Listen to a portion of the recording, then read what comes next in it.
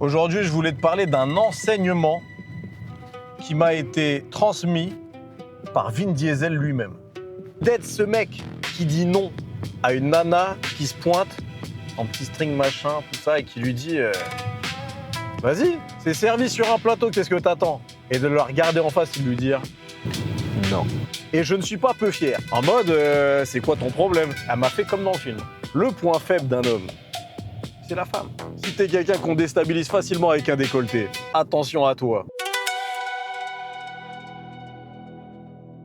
Moi, c'est Dre. Sur cette chaîne, je te partage ce que je mets en place comme stratégie pour tailler ma vie sur mesure. Sur le plan personnel, professionnel, psychologique, physique, géographique et financier.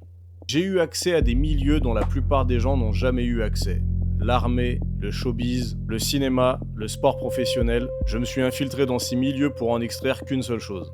Comment est-ce que les gens qui construisent exactement la vie qu'ils veulent arrivent à arbitrer entre pragmatisme, audace et patience? Parce que le problème, c'est pas le manque d'ambition, c'est le manque de système.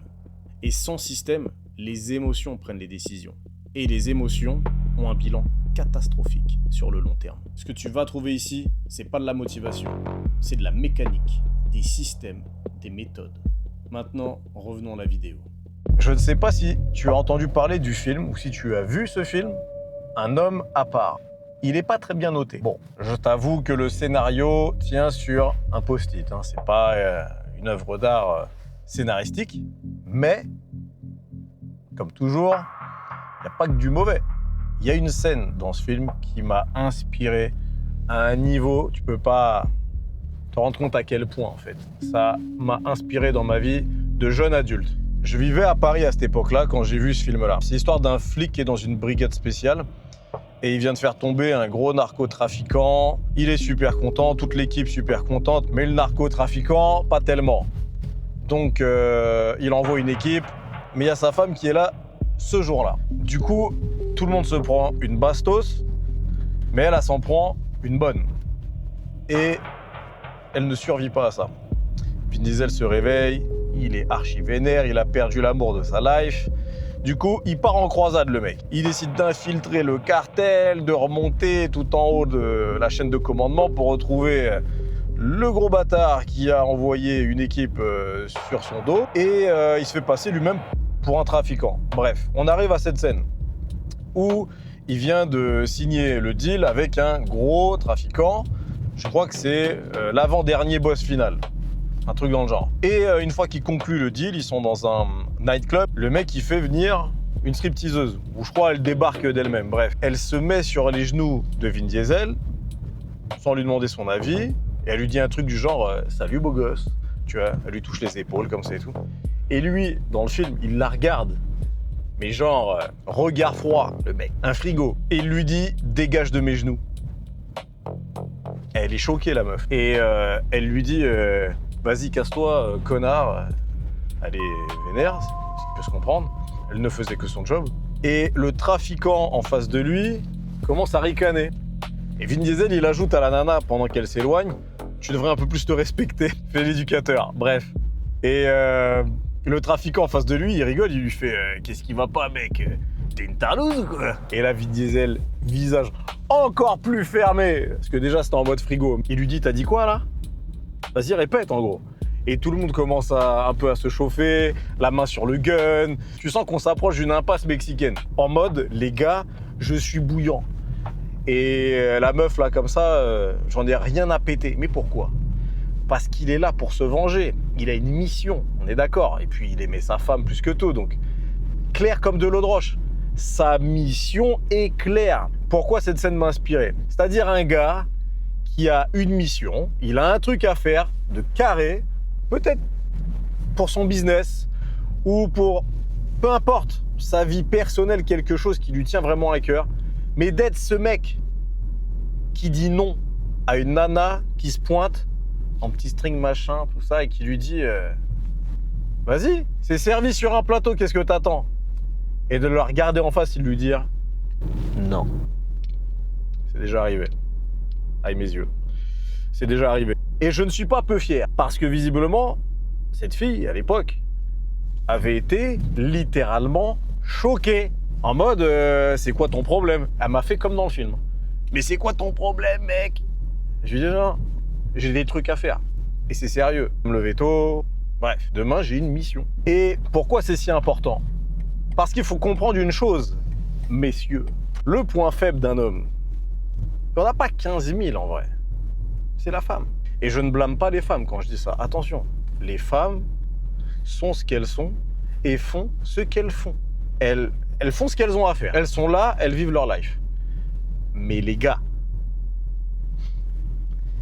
avec qui tu échanges sur un projet très sérieux qui va coûter des ronds, qui va coûter du temps, des efforts, tu les rassembles autour d'une table et que t'en as un, deux, à la moindre nana qui passe dans le café, ils sont là, la tête sur le côté en train de se casser la nuque, il faut pas faire d'affaires avec eux. L'Université de Californie a mesuré le temps moyen pour retrouver un état de concentration après une interruption. 23 minutes. Pas 2 minutes, pas 5 minutes, 23 minutes. Donc à chaque fois que ta tête se tourne, tu viens de perdre 23 minutes de rendement cognitif.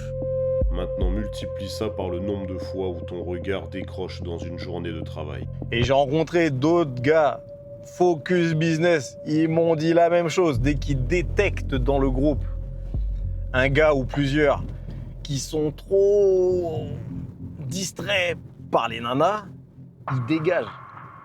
Alors peut-être pas directement, mais ils sont écartés gentiment. On les rappelle pas, tu vois. Et ça, c'est super important. Ils sont pas là pour mouiller la chemise. Ils sont pas là pour ça. Et faut le sentir vite. Et je me suis retrouvé plusieurs fois dans cette config où les gars sont pas focus. Je ne dis pas, faut faire une croix sur les rencontres. Chaque chose en son temps. Mais disons que si tu as envie de changer de vie, que t'es pas épanoui dans ta life, mais que ce sentiment, tu l'as juste 2 jours sur 7, va pas déranger les gens qui essaient de faire des choses. Tu vois. Va pas déranger les gens qui essaient de monter un business, qui essaient de se former, qui galèrent. Va pas les déranger.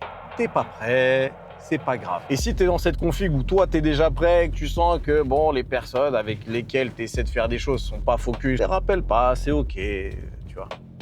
C'est ok. Parce que oui, changer de vie, tout le monde le veut. À un moment ou à un autre. Mais c'est pas 2 jours sur 7, c'est 7 sur 7. Cette scène du film Un homme à part, qui est passé inaperçu pour beaucoup de gens, a littéralement implanté un programme dans ma tête parce que j'y étais sensible à ce moment-là dans ma vie, je ne sais pas pourquoi. Je me suis dit, mon garçon, si tu as envie de réussir tes projets, il va falloir que tu fasses très attention à ce point particulièrement critique, le sujet des femmes. Des relations, mais des femmes au sens juste stimulation visuelle, tu vois. Il va falloir être ce gars qui reste cool en toutes circonstances. Là, je te parle juste de cette pulsion qui entraîne les hommes en général à tourner la tête. Rien de méchant.